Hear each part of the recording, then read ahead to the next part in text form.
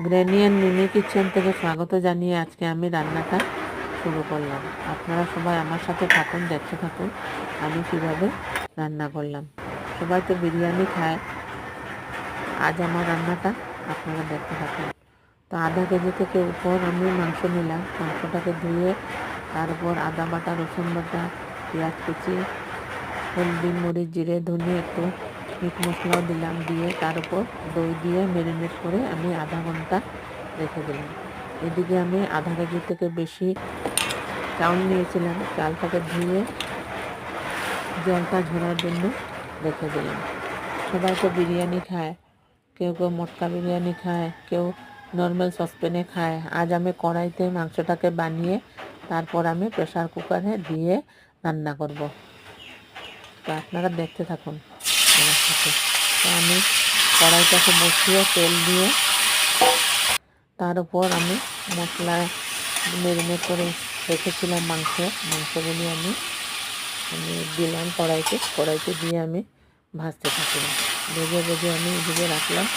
এদিকে আমি পেঁয়াজ কুচি, একটু গরম মশলা, আদা একটু বড় বড় করে রেখেছিলাম, যাতে খাওয়ার সময় আমি আমরা ফেলিয়ে দিতে পারি, তার জন্য আমি কেটেছিলাম।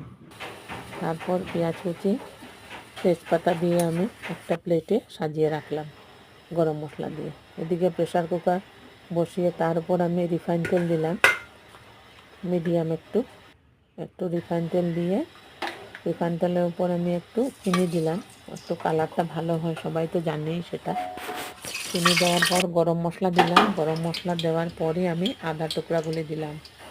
আদাগুলি আগে দিলে একটু কালার হয়, স্মেলটা ভালো হয়, তার জন্য।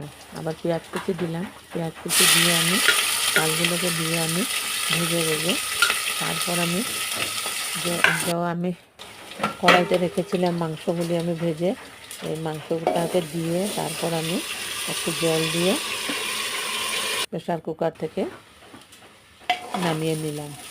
আপনারা দেখতে থাকুন আমি কিভাবে রান্না করছি। এভাবে মাংস দেওয়ার পর এইভাবে ভাজতে লাগে সবসময়, ভাজতে তারপর জল এমন আন্দাজে দিতে লাগে যাতে এটা বেশি জল না হয়। বেশি জল হলেও তো খারাপ হয়, খেতে ভালোই লাগে না। তার জন্য একটা মাপ আছে, যতটুকু চাল থাকবে এতটুকুই জল দিতে লাগবে। প্রেসার কুকারে এত সমান মাপতে লাগে। মাপে এই যে জল দিয়ে তারপর আমি একটা সিটি দিয়ে নামিয়ে নিলাম। আপনারা যদি ভালো পান তাহলে এরকমভাবে বানিয়ে খেয়ে দেখবেন কিভাবে আমি রান্না করলাম।